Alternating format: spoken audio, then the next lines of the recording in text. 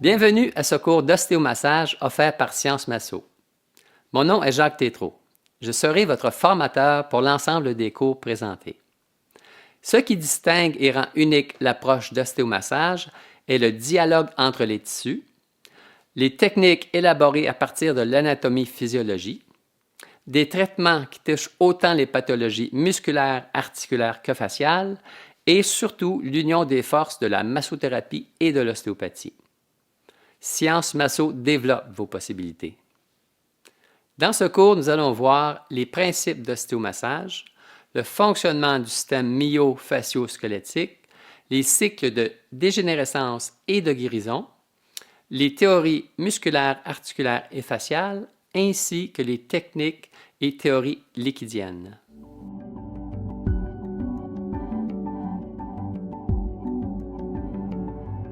L'ostéomassage est basé sur certains principes.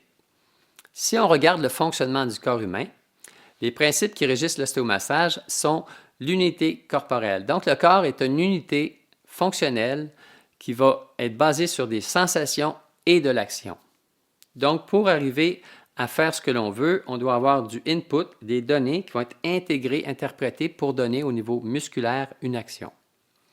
Aussi, toutes les parties du corps sont intégrées ensemble et tendent à l'autorégulation.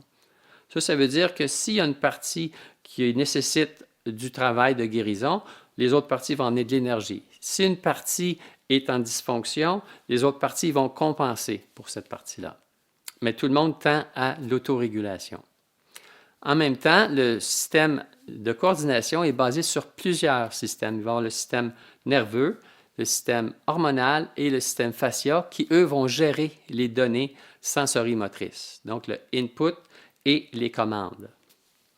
Aussi, le corps humain doit structurer et coordonner l'énergie, l'information et la matière. Par exemple, si on prend une pomme qui contient de l'énergie et de la matière, le corps humain va devoir la manger, la digérer et tout analyser et disséquer les petites composantes pour terminer avec des nutriments. Donc, il fait ça à toutes les secondes, à tous les domaines. Et au niveau de l'organisation structure-fonction, dans le corps humain, il y a des structures qui permettent certaines fonctions. Donc, la structure détermine la fonction. Exemple, si le muscle peut se raccourcir, étant donné ses attaches, il va avoir une fonction de mouvement. Donc, la structure musculaire, la façon qu'elle est faite, permet une fonction précise qui est le mouvement. En même temps, la fonction va aller nourrir la structure. Plus on bouge, plus le muscle, plus l'articulation deviennent forts et se renforcissent, et l'inverse est vrai. Si on n'utilise pas quelque chose, ça se dégrade. Et tout ça doit baigner dans de l'énergie, à savoir la structure contient de l'énergie, il y a du glucose dans le muscle, etc. Puis la fonction fait circuler cette énergie-là. Donc, il y a une relation entre les trois éléments, structure, fonction et énergie. Et en fin de compte, la santé est un bilan positif entre les forces de régénération et les forces d'usure ou de dégénérescence. Donc, le corps humain tend à l'auto-guérison, tend à avoir un bilan positif et en ostéomassage, on va aider le corps humain à améliorer son état de santé. Donc, dans les principes d'ostéomassage, il y en a certains qui concernent le système musculo-squelettique, que l'on va renommer le système myo-fascio-squelettique. Donc, les récentes recherches sur les fascias ont démontré que c'est l'unité principale du système en question. Donc, c'est lui qui va vraiment régir le mouvement, guider les muscles, guider le mouvement des articulations. Donc, le fascia, qui est un tissu qui va unir tout le corps, va vraiment être l'unité centrale du système myo-fascio-squelettique. Donc, ce système-là, c'est lui qui est le gérant de l'action de la personne pour sa réalisation. Donc, le corps humain peut faire que trois actions. Soit qu'il va inhiber un muscle ou inhiber une fonction, soit qu'il va sécréter une hormone ou il va contracter un muscle. Donc, si on inhibe une partie du corps ou une partie d'un nerf, il va y avoir un arrêt de la fonction. Donc, pour différentes raisons, le corps humain peut décider de ne pas faire une action. Donc, il y a une inhibition, il y a un arrêt de l'action. Il va y avoir aussi une sécrétion. Donc, il y a des hormones qui vont aller sécréter la testostérone, l'adrénaline, etc. pour faire des actions. Mais au niveau plus concret, c'est l'action musculaire. Donc, la contraction musculaire qui est gérée par le système myofascio-squelettique, c'est lui qui va réaliser les besoins de la personne à court ou à moyen terme. Autre chose, le fascia, c'est vraiment l'élément central. Donc, on verra plus tard sa constitution chimique et son organisation spatiale, mais c'est lui qui vraiment, d'un bout à l'autre du corps humain, va structurer tout le système myofascio-squelettique pour permettre le mouvement. Donc, sa façon d'être permet un paquet de mouvements qui vont être déterminés par ces tissus profonds. Et aussi, la santé du corps humain est tributaire de l'ensemble de ses parties, au même titre que chacune des parties est tributaire de l'ensemble de la santé du corps humain. Comme exemple, on ne peut pas avoir une épaule plus en forme que le reste du corps. D'où l'intérêt d'avoir un corps en santé pour que les parties qui sont traumatisées puissent guérir bien. Donc, l'ostéomassage vise entre autres à augmenter la vitalité globale. Et en fin de compte, dernière prémisse, le système myofascio-squelettique fonctionne selon des termes d'architecture qui est la tenségrité. Donc, la tenségrité, c'est l'union de tension et d'intégrité. Donc, la façon que le système humain est fait au niveau myofascio-squelettique, ça répond à cette structure-là. Comme exemple, si on prend le fémur et le genou, donc le tibia-fémur, ce sont des systèmes de compression. Donc, il va y avoir dans la tenségrité un système de compression. Il va y avoir des élastiques qui sont les muscles, puis il va y avoir des parties qui vont être en tension, que sont les fascias, qui vont maintenir la cohérence du système. Ça permet l'adaptabilité dans différentes situations et le mouvement. Donc, un élément structurel intéressant à voir ici, qui représente très bien le corps humain et la tenségrité, c'est ce modèle-ci. Donc, n'importe quelle partie qu'on va déformer va avoir un effet sur l'ensemble. Donc, on peut imaginer le bassin qui est fait comme ça. Donc, le bassin, si on déforme un os iliaque, il va y avoir un effet sur le sacrum et l'autre os iliaque. Si on contracte un muscle, genre le pyramidal, il va aller déformer aussi. Si on tire sur les fascias de certaines parties du corps, il va y avoir du mouvement qui va aller aussi jouer. Donc, tout ce type de structure-là de tenségrité, c'est l'union entre les articulations, les os, entre les muscles et entre les fascias. Nous allons voir un autre concept propre à l'ostéomassage, à savoir le cycle de dégénérescence. On s'est aperçu qu'une pathologie va suivre un certain mouvement. Donc, il va y avoir la première étape qui est l'impact. Donc, l'impact peut être de sources différentes. Ça peut être alimentaire, énergétique, hormonal. Dans le cas qui nous intéresse, en musculo-squelettique, ça va être surtout un impact biomécanique. Donc, il va y avoir un impact qui va, au niveau de la structure même des systèmes, désorganiser. Donc, les rapports entre les différents systèmes vont être moins bons. Exemple, l'articulation ne sera plus dans ses axes, il va y avoir une congruence qui est moindre au niveau des surfaces de contact, etc. Donc, ça, c'est désorganisé. À force d'avoir cette désorganisation-là, il y a des tissus qui sont usés. Donc, troisième étape, la destruction de certains tissus. Exemple, le cartilage, une fois qu'il est trop frotté, il va se détruire. Donc, il va y avoir une perte de tissu, de cellules au niveau du cartilage qui elle-même va amener une dysfonction globale. Donc, à cause de la douleur, à cause du manque de lubrification, l'articulation ne peut plus bouger et on commence à être dysfonctionnel. Donc, on ne peut plus lever l'épaule normalement, par exemple. Et après ça, ça va se propager. Donc, si je ne peux plus lever l'épaule, les autres articulations vont compenser, les autres muscles vont être en état de contraction pour prévenir la douleur. Et ça va être la cinquième étape, la propagation. Dans le cycle de dégénérescence, c'est un système auto-entretenu. Donc, la dernière étape va renourrir les impacts et on va repartir le cycle.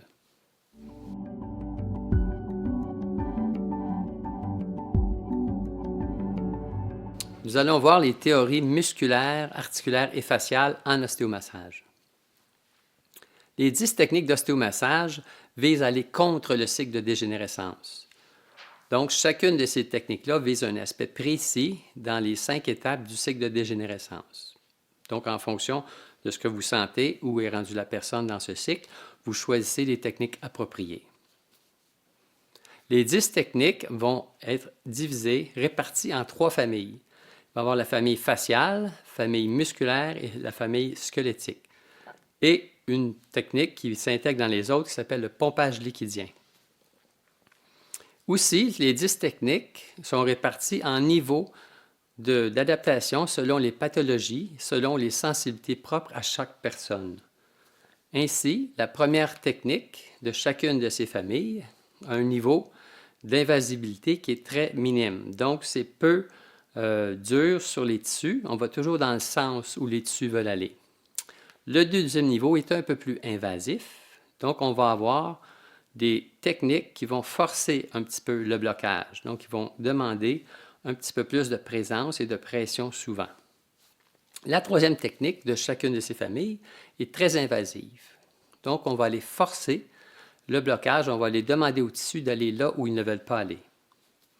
De cette façon, vous avez un choix de techniques qui vont pouvoir répondre aux conditions de différentes parties, différentes personnes, et qui vont pouvoir évoluer dans la même session, de façon à s'adapter aux changements que vous voulez amener dans les tissus de la personne.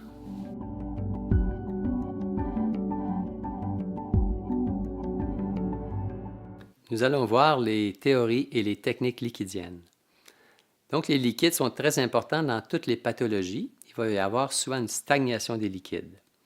Donc, on parle des liquides organiques, autant les liquides intracellulaires qu'entre les cellules, autant le liquide lymphatique, sanguin veineux, sanguin artériel, le liquide céphalorachidien et la synovie dans les articulations. Tous ces liquides-là peuvent stagner dans une pathologie tissulaire. Donc, les traitements de ces pathologies-là, au niveau liquidien, vont être des pompages. Donc, les pompages vont toujours consister à une variation de pression. Donc, nous allons pouvoir faire une variation de pression en pressant les tissus ou en séparant les tissus. Donc, si on imagine une zone musculaire où il y a une stagnation de liquide à cause de contractures musculaires, nous allons faire dans un premier temps une pression pour chasser le sang en périphérie, le sang qui est moins oxygéné, qui a moins de nutriments, okay, le sang qui contient de l'acidité, et nous allons relâcher pour que le sang en périphérie, qui est plus sain, puisse rentrer à l'intérieur des tissus. Et en faisant ces genres de variations de pression, nous faisons un drainage, nous faisons une circulation du sang pour renouveler, sang qui amène les nutriments, l'oxygène, etc., qui sont nécessaires à la reconstruction des tissus. Pour les techniques liquidiennes, qui sont foncièrement du pompage liquidien, nous allons leur voir leur application au niveau musculaire, articulaire et facial. Donc, le but des techniques liquidiennes, ça le dit, c'est d'augmenter la circulation lymphatique, artérielle et veineuse. Donc, pour ce faire, nous allons créer des variations de pression. Dépendamment des structures visées, nous allons avoir des applications au niveau de la position des mains et de la pression variables selon ce que l'on veut. Si on prend toutes les parties musculaires, nous allons avoir dans le raccourcissement passif une mise en position, une pression, on va dire, au plancher, et à l'inspiration de la personne, on ne bouge pas, inspire bien. À l'expiration, on relâche. On va dire qu'on revient au premier étage et on retourne au plancher. Donc, ce n'est pas d'aller du plancher au sous-sol, mais vraiment remonter. Laisse bien tomber ton épaule, expire bien. Donc, on demande à la personne des bonnes inspirations pour pouvoir monitorer à l'expire notre pompage. Donc, pression maintenue à l'inspire, à l'expire, on relâche la pression. Donc, c'est un petit mouvement rapide du poignet et on reprend la pression. Si ça a diminué au niveau des muscles, des fibres musculaires, on peut aller plus bas, mais on maintient toujours une pression égale.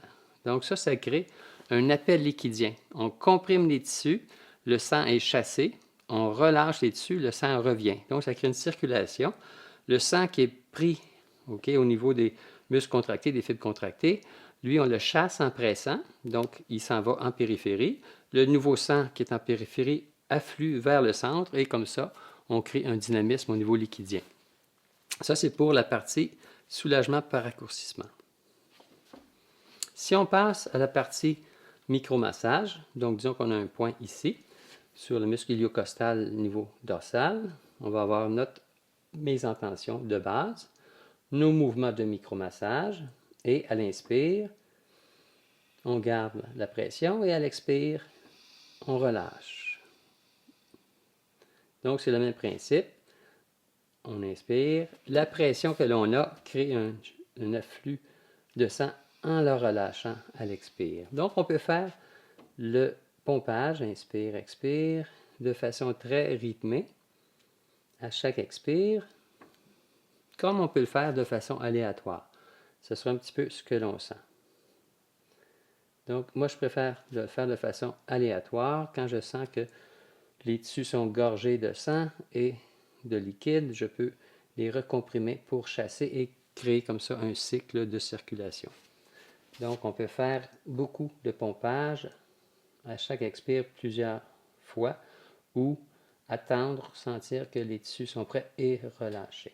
Donc, c'est le même principe. On comprime les tissus, ça chasse le sang, on relâche, le sang revient au centre. Si on fait maintenant le même étirement qu'on a vu au niveau musculaire, on va faire notre pompage liquidien en relâchant longitudinalement. Donc, si on imagine qu'il y a des tissus qui sont très serrés, qu'on étire encore plus, le sang va être comprimé à l'intérieur. Donc, quand on fait notre étirement, le sang est comprimé, à savoir chasser du centre. Quand on relâche en longitudinal, c'est comme si on relâchait la tension. Donc, il y a moins de pression intérieure, le sang va affluer dans le centre. Et on réétire, donc on rechasse le sang en périphérie. Et on fait comme ça, variation de pression intramusculaire, ce qui crée un mouvement liquidien. Inspire. Et on va le faire à l'expire aussi. Et on étire en longitudinal.